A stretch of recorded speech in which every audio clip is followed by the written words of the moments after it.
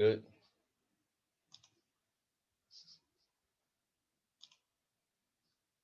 Good. Right, we get started.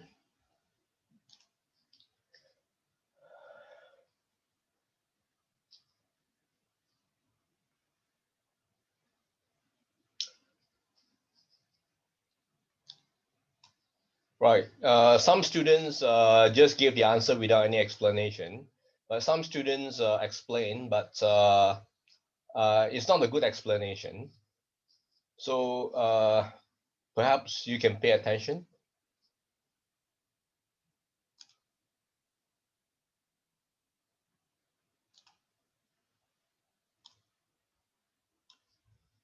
Right. Now we are talking about the issue of misrepresentation here. Okay. Just hang on for a sec.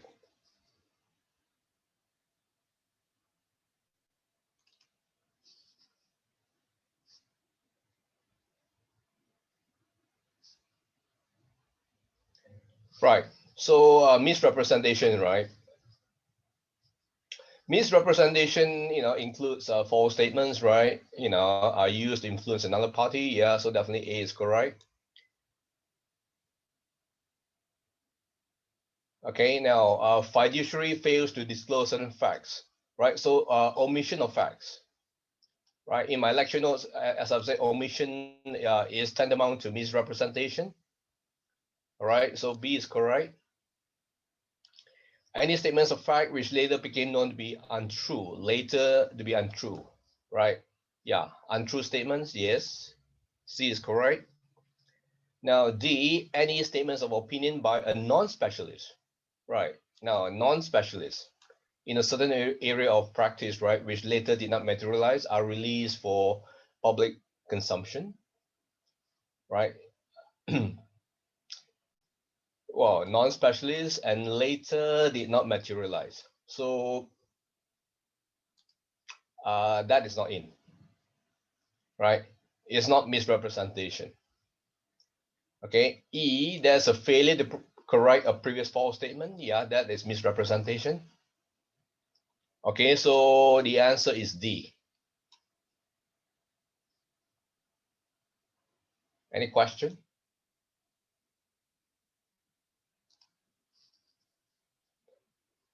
So the answer is D. All right.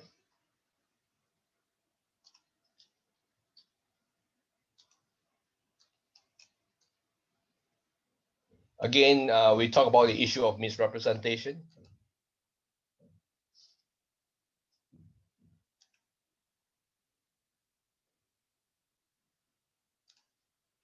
Right. So here, question 2. Misrepresentation happens when an investor purchases or sells an investment based on a broker's advice, but the broker did not inform the investor about the transaction fees.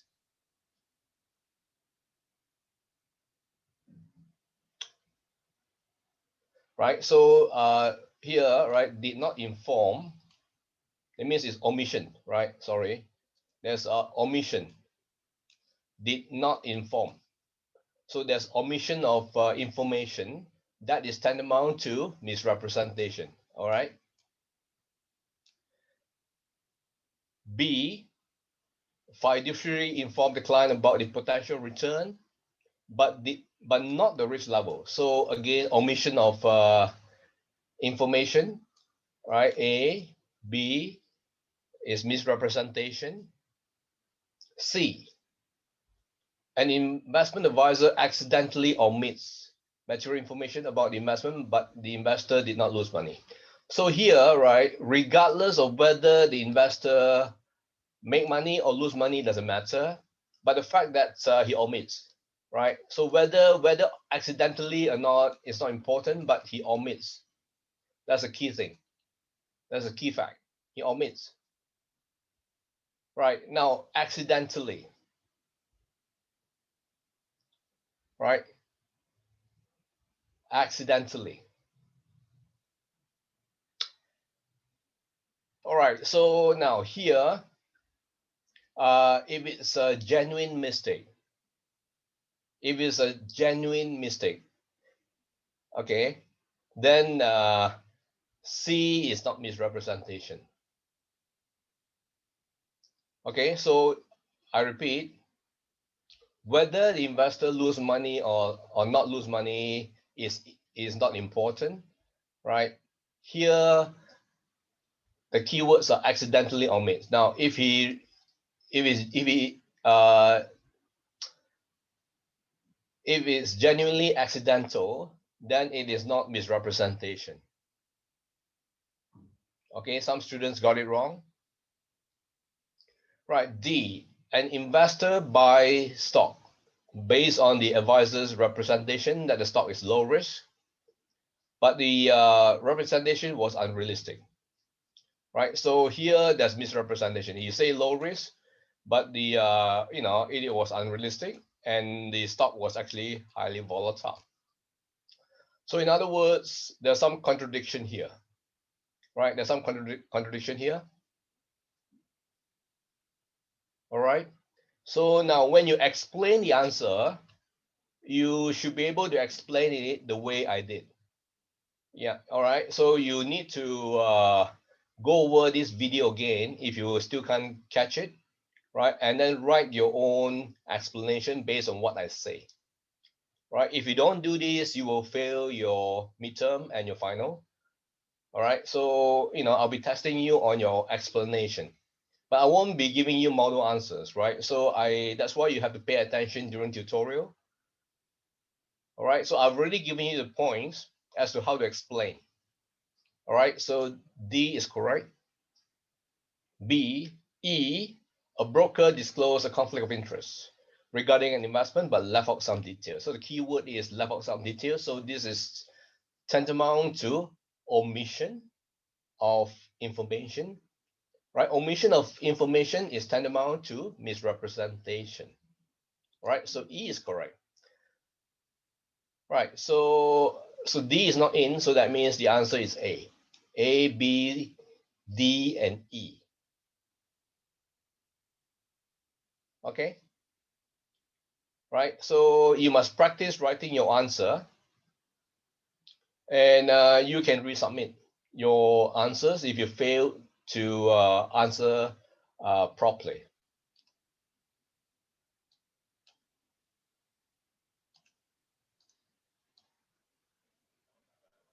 Right, now we talk about mosaic theory. All right, mosaic theory.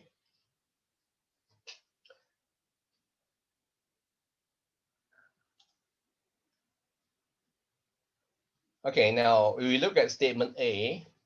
All right, violations of standard 2A will not result when a perceptive analyst reaches a conclusion about corporate action or event, right, through an analysis of, right? Okay, now we know what mosaic theory covers, right? All right, so public information and items of non-material, non-public information. Yeah, I mean, that is what mosaic theory is about, right? So mosaic theory doesn't include material, non-public information, okay? Right, so here is just public information and non-material, non-public information. So A is correct, right? So A is correct. B, it is a method of analysis used by security analysts to gather information about a corporation. Yes, it is. It is because they only rely on all this, right? They only rely on public information and non-material, non-public information, right? This is what security analysts use, right? So B is correct. Right, C, it involves collecting public, non-public, and non-material information about a company to determine the underlying value of securities and to enable the analyst to make recommendations to client based on that information. Right, so basically it's the same as A, right? C is the same as A, right? It's the same as A. Basically, we're talking about public information and non-material, non-public information. D, it is a style of financial research in which the analysts use a variety of resources to determine the value of the company, stock, or other securities. Yes, it is, right? Okay, so yes, it is. It's the same as C actually. It's another way of putting it. Right, now we look at E. It requires a narrow range of information. Right here, the keyword is narrow range to help the analyst determine the company stock and whether the stock should be recommended. Now narrow range is not what mosaic theory is about, right? So public information, that means it's all public information, right? That is in the public domain, right? And all non-material, non-public information. So that means it's quite broad, right? Mosaic theory is quite broad, you know. All right, so what I'm saying, mosaic theory use a broad range of information. All right, so A, B, C, and D are true about mosaic theory, but not E, right? Not E. All right, so the answer is D. All right, any question? If you, for those students who've got it wrong, right? Anything, you know, please ask me because this is a tutorial.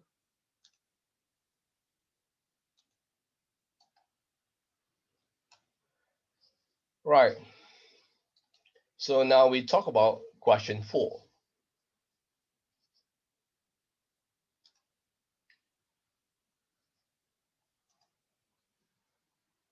Which of the following statements are true about mosaic theory? Okay, now analysts use mosaic theory. Using mosaic theory should disclose to clients the details of the information and methodology they use to arrive at their recommendation. Yes, it is. Yeah, because you know, information in the public domain, right, and non-public, non-material information. Yeah, so definitely A is correct. The protocol of using mosaic theory increases transparency and helps avoid accusations of misuse of inside information. Yeah, correct. Okay. Now C. Investors can use mosaic theory to make conclusions about the company, right, by piecing information together using first-hand knowledge from discussions with employees, competitors, and industry experts. Yeah, it is. Right, it's another way of putting mosaic theory. It is a style of financial research in which the analyst gathers small pieces, right, of non-material information and add them together to form a material conclusion. Yes, it is. Right, that's another way of putting it. It has been recognized by the CFA Institute as a valid method of analysis. Yes, it is. All right, so these are all true about mosaic theory.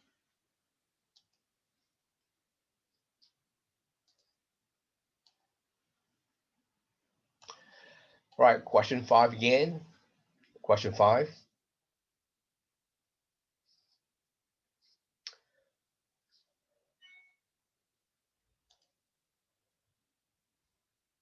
Right, which of the following statements are true about mosaic theory? Right, A, it says that it's a style of financial research in which the analyst gathers small pieces, right? Small pieces of material private information, right? Material private information, non-material private information, and some material public information and use it collectively. Right, so again, this part here,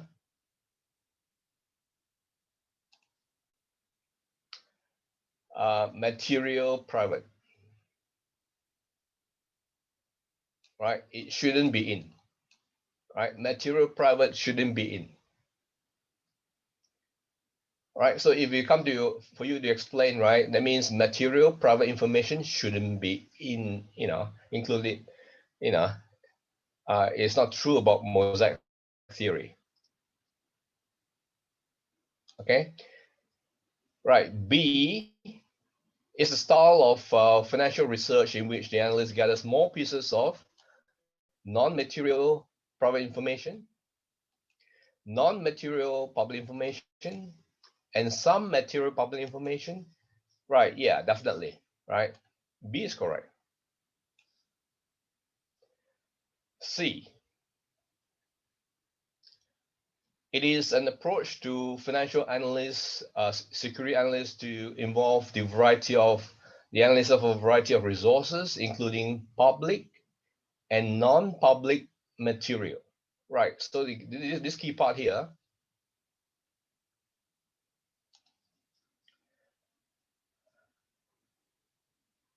right, non-public material, right, non-public material. So this part shouldn't be in, right? Non-public material, it shouldn't be in to determine the underlying value, right? So C shouldn't be in. D, it provides a more comprehensive and meticulous approach to the valuation of financial securities because it only allows the inclusion of a specific range of information.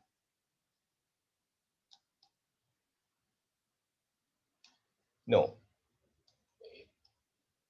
specific range. It's not a specific range. It is a broad range, right? It should be a broad range. So D is not true. Okay. Now E, it requires the integration of information that right. It requires the integration of information that may not seem relevant to a security price. No, it must be relevant. May not seem relevant. It requires the integration of information that may not seem relevant, right? So if it say may not seem relevant, right, that means it's non-material public information. Non-material, so non-material public or non-public, right? That means it's non-material public or non-public, right? Yeah, definitely it's in, right? So E is correct. Is that clear? So the answer is B and E, right? B and E, so the answer is big B. B and E. Any question?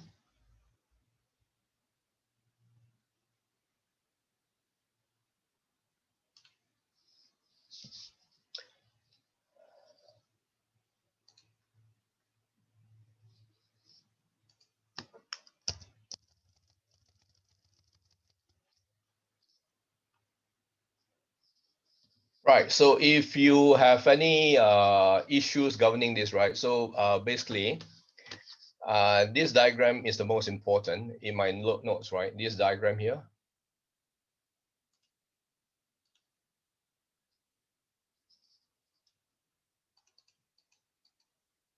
All right, mosaic theory, remember? Right, that means it's all public information, right? That means it's all public information.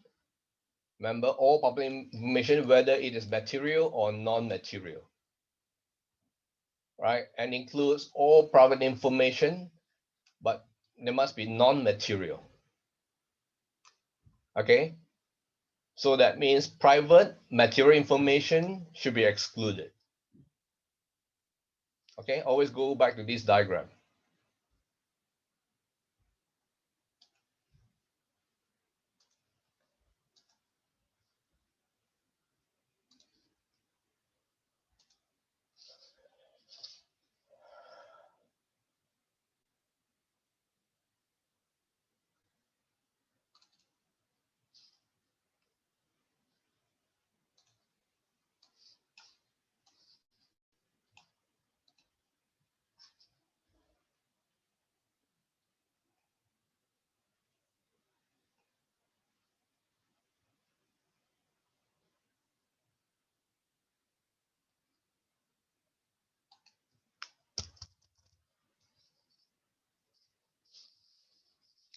Right, now we talk about tutorial 2.2.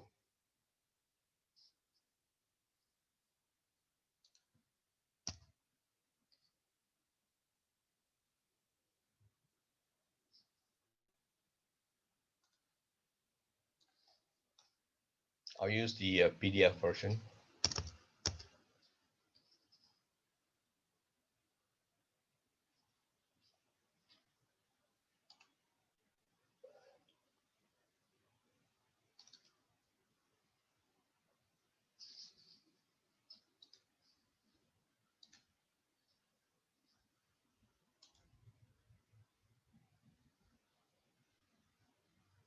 Have two more questions for tutorial 2.2. Hang on for a sec. Question 6 and 7. All right, hang on.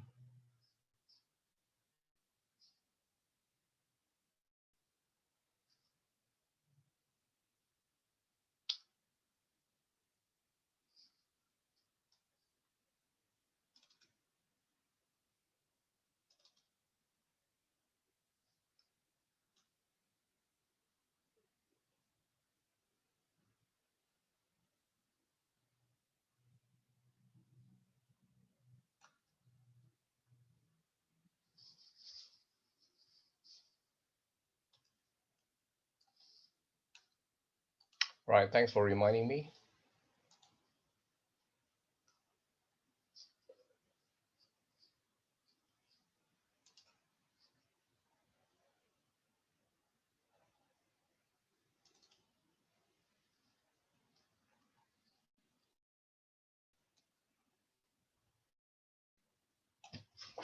Hang on for a sec.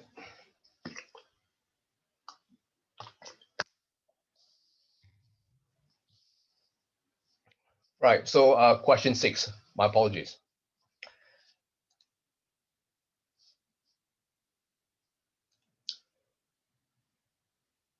Right, which of the following statements are true about material non-public information? Okay, material non-public information. Right, material, and that means material private information. Okay, so if you talk about, so you break it up, material and private. Okay, so mosaic theory exclude this, right? And if you use this information, that means you'll be accused of insider trading. All right, so it is data relating to a company that has not been made public, right? And but could have an impact on the could have an impact. That means it's material, right? Could have an impact, right? That means it's material. Okay, not public. Okay, non-public. All right. So A is correct. It is illegal for holders of non-public material information to use the information to their advantage in trading stocks. Yes, that's what insider trading is about. Okay, it is illegal. It is also illegal to share this information with others to use it who use it to profit, right? So if you cause another to act on the information, right? You cause another to act, that means you're sharing the information, and these other people, they use it to profit, right? You cause another to act. Yeah, C is correct.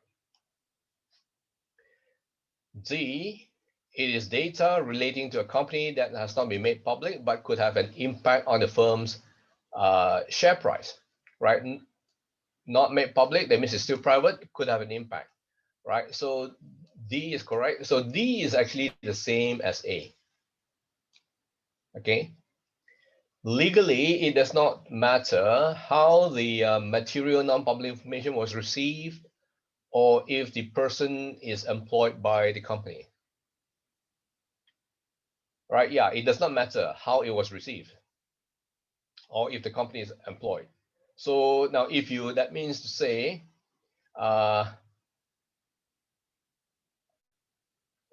right? That means if you use it, it doesn't matter how you receive it or whether, I mean, yeah. So inside trading, right? Insider trading doesn't mean the company, doesn't mean it's practiced by somebody inside the company. All right. So it doesn't matter whether you're employed or not employed. It doesn't matter. And it doesn't matter how the material information, how this information, which is actually illegal, right, was received. All right. So E is correct. So that means it's all of the above. Okay, any question?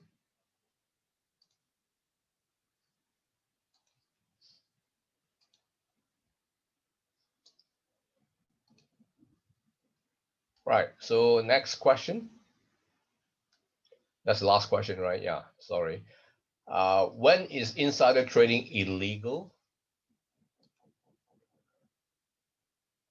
Okay, when is it illegal? All right, so A, we look at A. When non-public material information is communicated to outsiders, right? But no action on the information was taken. Right. Okay, that means yeah, it's communicated to outsiders, but I mean the standard says you did not cause another to act. So, but the other person didn't act. If the other person didn't act, that means you didn't cause the other person to act. All right. If the other person acted, then it's illegal. But if no action was taken, then it's not illegal. I mean, that's what it was trying to say, right? Part A. Okay. Okay, that means it's still not illegal.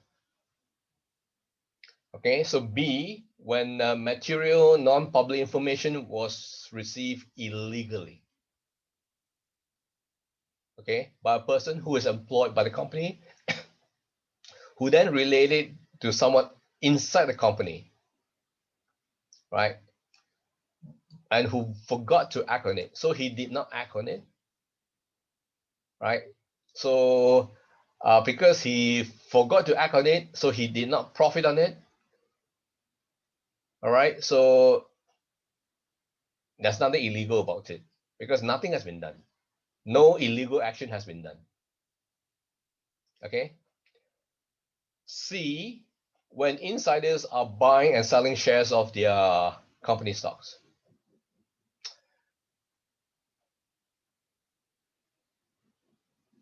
Right. So here, there's nothing mentioned about non-public, whether they use material non-public information or not. There's no mention about that. So you cannot prove that insider trading has taken place, right? So you cannot say C, statement C is illegal, right? We look at statement D. When material non-public information is used to obtain an unfair advantage, yeah, definitely. Is used, that means you're acting on it, and obviously you have an unfair advantage. All right, so D is correct. D is illegal, right? So E, when material non-public information was received secretly, right, by an insider within the company, and it remained a secret because the insider was selfish and did not disseminate it to benefit the company's client. So nobody acted on it. Nothing was being done on it. So E is not illegal, right? So the answer is D.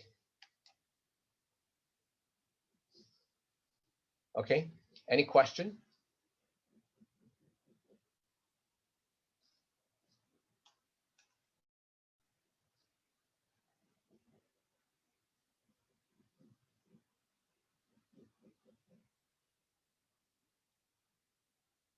Any question?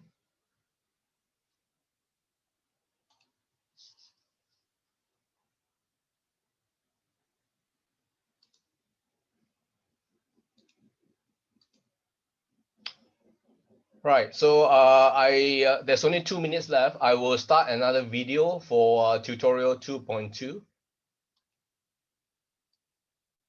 I'll start another tutorial for tutorial 2.2.